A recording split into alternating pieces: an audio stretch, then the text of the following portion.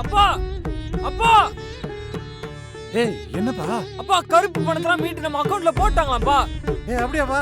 அப்பா எனக்கு என் ஃப்ரெண்ட்ஸ் எல்லாருக்கும் வேலை கிடைச்சிச்சுப்பா. ஏய் என்னப்பா சொல்ற நிஜமாவா? அப்பா டேய் எந்தடா?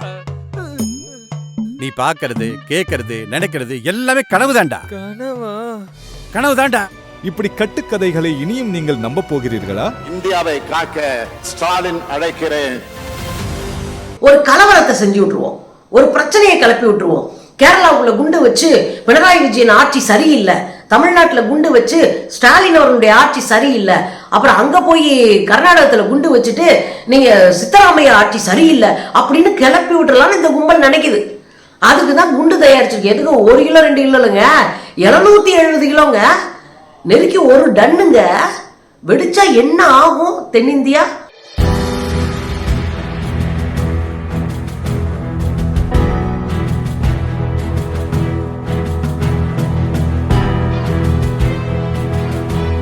வணக்கம் தோழர்களே. அட்டி மேல அட்டி, அட்டி மேல அட்டி, அட்டி மேல அடி வாங்கிட்டு இருந்தவங்களுக்கு அடி மேல இடியே விழ ஆரம்பிச்சிருக்கு. யாருக்கு? நம்ம அண்ணாமலை கும்பலுக்கு, நம்ம மோடி கும்பலுக்கு, மொத்தமா இருக்கிற RSS காவி கும்பலுக்கு. அப்படியெல்லாம் நடந்துச்சு. தமிழ்நாட்டுல நான் காவிகளின் தலைவன் நெஞ்ச நிமித்திட்டு போராடம்லாம் பொலேர்னு அடி வாங்கிக்கிட்டு சம்பவமா நடந்துகிட்டு இருக்கு இல்லையா நம்ம ஆட்டுக்குட்டி. அது போட்டியிடுற கோவையில தான் இன்னொரு சம்பவம் நடந்துருச்சு. நான் தான் கோவையின் எம்பின்னு இப்பயே பேச ஆரம்பிச்சிட்டாரு ஆட்டுக்குட்டி. அந்த ஆட்டுக்குட்டியினுடைய நினைப்புல டன்னு கணக்குல மண்ணள்ளி போட்டுட்டாங்க கோவை இளைஞர்கள். பை பை மோடி பதாகையோடு களத்திலே இறங்கி இருக்கிறார்கள். பெரிய பின்னடைவா போச்சு மோடி கும்பலுக்கு. இது ஒரு பக்கம். இன்னொரு பக்கம் இந்த 400 சீட்டு நாங்க ஜெயிப்போம், இந்தியாவில் 400 சீட்டு ஜெயிப்போம்ன்றாங்கல்ல, அதுலயே இடி விழுந்திருக்கு. என்ன ஆகி போச்சு தெரியுங்களா? 2 முதலமைச்சர்களை கைது பண்ணாங்க காவி கும்பல். ஒன்னு ஜார்க்கண்டினுடைய முதலமைச்சர், இன்னொன்னு டெல்லியினுடைய முதலமைச்சர். ஜார்க்கண்ட் முதலமைச்சர் ஹேமந்த் சோரன், டெல்லி முதலமைச்சர் கெஜ்ரிவால். இந்த 2 பேருடைய இணையர்கள் இருக்காங்கல்ல, மனைவிகள், அவங்க 2 பேரும் சந்திச்சுட்டாங்க. இப்போ ஹேமந்த் சோரனுடைய இணையர் கல்பனாவும் கெஜ்ரிவாலுடைய இணையர் சுனிதாவும் நேத்து சந்திச்சிருக்கிறாங்க. சந்திச்சு ஒருவருக்கு ஒருத்தர் ஆறுதல் சொல்லிட்டு களத்துல ஒன்றா பயணிப்போன்னு சபதம் எடுத்திருக்கிறாங்க.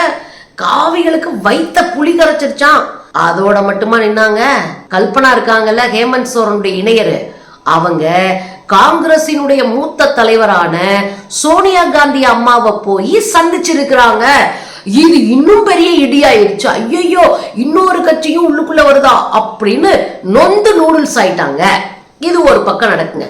இன்னொன்னு, கேரளாவுல பொடனில அடி வாங்கியிருக்க RSS 770 கிலோ குண்டு மருந்து தயாரிச்சு வச்சிருந்திருக்காங்க. 770 கிலோ. அந்த மருந்தோட RSS அலுவலகத்துல கையும் களவுமா சங்கிய பிடிபட்டிருக்காங்க.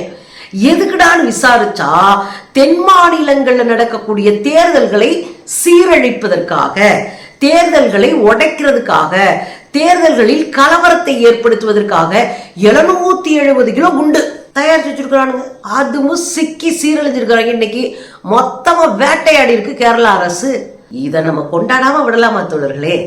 அதுதான் நம்ம வேலையே. முதல்ல அந்த 400 சீட்டு பிசுபிசுத்து போய் 40 கூட வாங்க முடியாத சூழலுக்கு போயிருக்கல, அதை நம்ம பேசி ஆகணுங்க. உங்களுக்கு தெரியும், கெஜ்ரிவாலினுடைய கைதுக்கு பிறகு உலக நாடுகள் முழுவதும் இந்தியாவை எதிர்க்க ஆரம்பிச்சிட்டாங்க. இந்தியாவிற்கு எதிராக கருத்து சொல்ல ஆரம்பிச்சிட்டாங்க. இந்தியாவை கண்டிக்க ஆரம்பிச்சிருக்கிறாங்க. இதுவே கடுப்புல திர்றாரு நமக்கு மோடி ஜி. அதனாலதான் கடந்த 1 வாரமா வெளியவே தலைகாட்டாம துண்டை போட்டு வீட்டுக்குள்ள உட்கார்ந்து இருக்காரு நம்ம ஜி.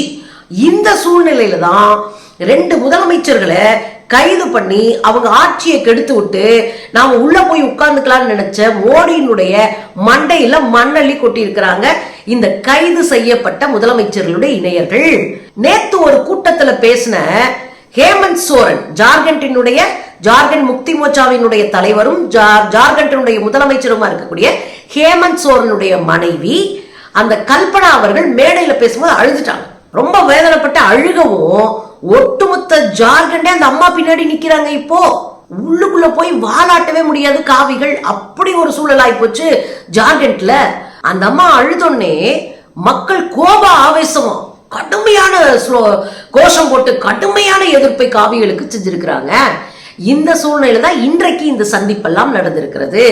இதுல என்ன ஆகி போச்சுன்னா, ஜார்க்கண்ட் மாநிலத்தோடு காங்கிரஸுக்கு கொஞ்சம் முரண்பாடு இருந்துகிட்டே இருந்தது. இந்த பங்கு பிரிக்கிறதுல, தொகுதி பிரிக்கிறதுல பிரச்சனை இருந்துட்டே இருந்துச்சு. வெறும் 14 சீட்டு தான் அங்க இருக்கு. ஆனா ஜார்க்கண்ட் முக்தி மோர்ச்சா என்ன சொல்லிருச்சு, ஹேமந்த் சோரனுடைய கட்சி, எங்களுக்கு 7 உங்களுக்கு 7ங்க, பாதி பாதி பிரிச்சுக்கலாம் அப்படின்னு சொல்லிருச்சு. இதுல காங்கிரஸ்க்கு ஒரு பின்னடைவாய் போச்சு. அதனால பேச்சுவார்த்தையில இழுபறியாவே இருந்துச்சு. அதுக்குள்ளேயும் அவரை அரெஸ்ட் பண்ணி தூக்கிட்டு போயிட்டாங்க. இந்த சூழ்நிலையில இந்த பொண்ணு அவங்கள சந்திச்சிருக்கிறாங்க இல்லையா, இதுல ஒரு பெரிய மாற்றம் ஆயிப்போச்சு.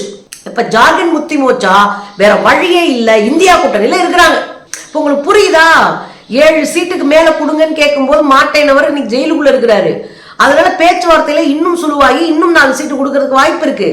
அப்ப என்ன ஆயிரும் தெரியுங்களா, ஒரு பெரிய வலுவான கூட்டணி ஜார்க்கண்ட்ல உருவாகும். இது ஒரு பெரிய இடியை நம்முடைய ஐயா மோடியினுடைய தலையிலே இறக்கி இருக்கிறது. இந்தியா கூட்டணி மேலும் வலிமை அடைந்திருக்கிறது, பாஜக கூட்டணி மேலும் வீழ்ச்சி அடைந்திருக்கிறது.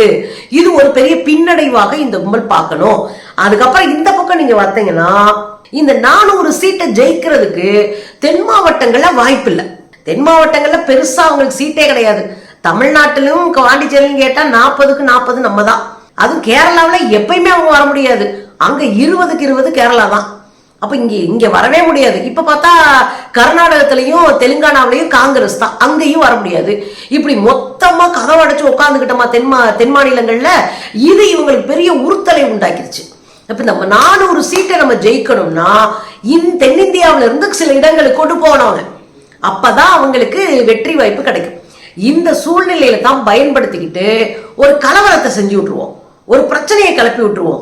கேரளாவுக்குள்ள குண்டு வச்சு பினராயி விஜயன் ஆட்சி சரியில்லை, தமிழ்நாட்டுல குண்டு வச்சு ஸ்டாலின் அவர்களுடைய ஆட்சி சரியில்லை, அப்புறம் அங்க போய் கர்நாடகத்துல குண்டு வச்சுட்டு நீங்க சித்தராமையா ஆட்சி சரியில்லை அப்படின்னு கிளப்பி விட்டுறலாம்னு இந்த கும்பல் நினைக்குது.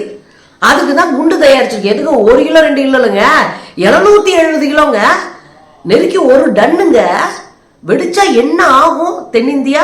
அந்த குண்டெல்லாம் வச்சுட்டு இருந்தது யார் அப்படின்னா, RSS உடைய யாரு, RSS தலைவர்கள் ஒருத்தராக பிரமோத் அப்படின்றவருடைய வீடுகளிலும் அவருடைய நண்பர்களுடைய வீடுகளும் அலுவலங்களையும் எடுத்திருக்காங்க இவ்வளவு குண்டையும். அப்ப பிரிச்சு அங்கங்க வச்சுட்டான். தேர்தல் அப்ப நம்ம போட்டு விட்டுருவோம். அதுதான் இந்த கும்பலுடைய வேலை. இது இன்னைக்கு மட்டும் முடிவடல. இதே கண்ணூர் டிஸ்ட்ரிக்ட்ல தொடர்ந்து கடந்த 4-5 ஆண்டுகளாக இந்த காவிகளுடைய வீடுகள்ல வெடிகுண்டுகள் கைப்பற்றப்பட்டுட்டே இருக்கு.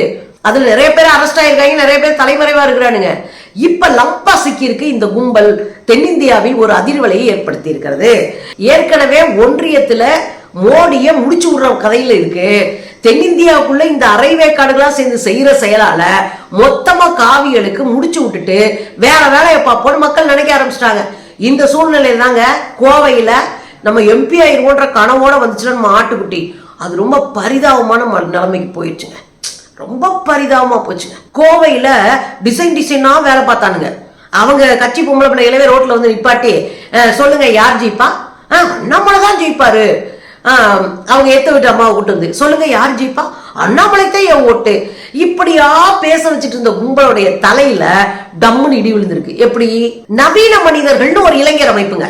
இந்த அமைப்பு அரசியல் கட்சி சாராத அமைப்பு அப்படின்னு அவங்க பேட்டியே கொடுக்குறாங்க. எந்த அரசியல் கட்சியும் நாங்க சேரலங்க, ஆனா என் நாடு என் கண்ணுக்கு முன்னாடி அசிங்கமா போயிட்டு இருக்கு, ஒண்ணு இல்லாம போயிட்டு இருக்கு, ஜனநாயகம் மட்டும் தான் போயிட்டு இருக்கு, சர்வாதிகாரம் தலை தூங்கி இருக்கிறது, இங்க இளைஞர்களுக்கும் பெண்களுக்கும் யாருக்கும் பாதுகாப்பே இல்ல. இந்த சூழ்நிலையில என் நாட்டை காப்பாற்ற வேண்டிய பொறுப்பு நவீன மனிதர்கள் அமைப்புல இருக்கு. மக்கள் யாருக்கு வேணாலும் ஓட்டு போட்டோம், ஆனா பிஜேபிக்கு போடக்கூடாது. நான் எதிரியை காட்டிக்கிறேன், நீ நண்பன் யாருன்னு புடிச்சுக்கோ, அது ஓ இஷ்டம், நீ யாருக்கு வேணாலும் போடு, ஆனா பிஜேபிக்கு போடாத, பிஜேபி நம்ம குல எதிரி அப்படின்னு இறங்கி இருக்கு. அதுல அவங்க வச்சிருக்கிற ஸ்லோகன் என்ன தெரியுங்களா? வேண்டும் மோடி மீண்டும் மோடின்னு இவங்க வச்சானுங்கல்ல, அத மைண்ட்ல வச்சுக்கிட்டு போதும் மோடி, நீ பண்ண வரைக்கும் போதும், போதும் மோடி பை பை மோடி. என்னவா? போதும் மோடி பை பை மோடி. போதும் மோடி, நீ பண்ணதெல்லாம் போதும், பணத்தை வந்து மதிப்பிழப்பு செய்யறேன்னு சொல்லிட்டு மொத்தமா அடிச்சு காய விட்டு எங்களை தெருவில் நிப்பாட்டினீங்க. கள்ளப்படத்தை பூரா நல்ல படமா மாத்திக்கிட்டீங்க. இப்படி ஒன்னொன்னா நீங்க பண்ணி எல்லாத்தையும் முடிச்சு விட்டது போதும்.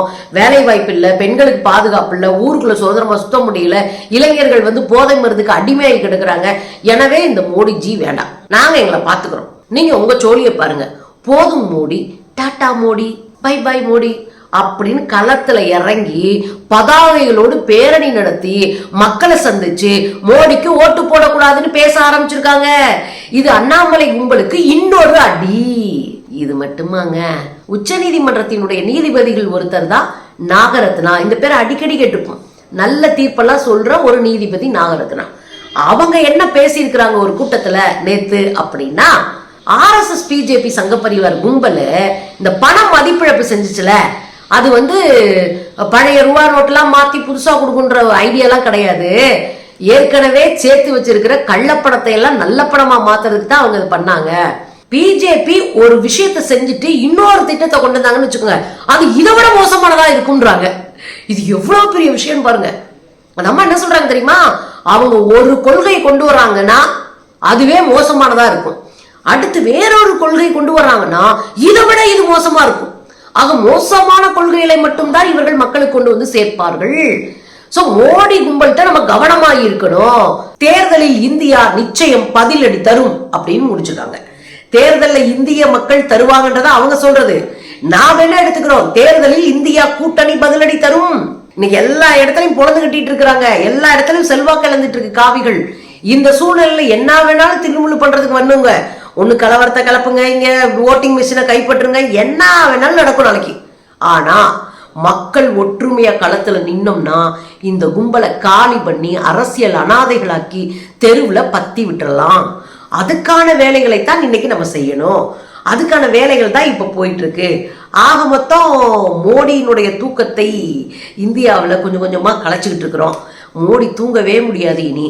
அதோட தமிழ்நாட்டுக்குள்ள இருந்துகிட்டு வாய்க்கு வந்ததெல்லாம் பேசிக்கிட்டு நான் தலைவன் நினைச்சுக்கிட்டு ஆட்டுக்குட்டிய பிரியாணி ஆக்குறதும் நம்முடைய தலையாய பொறுப்பு.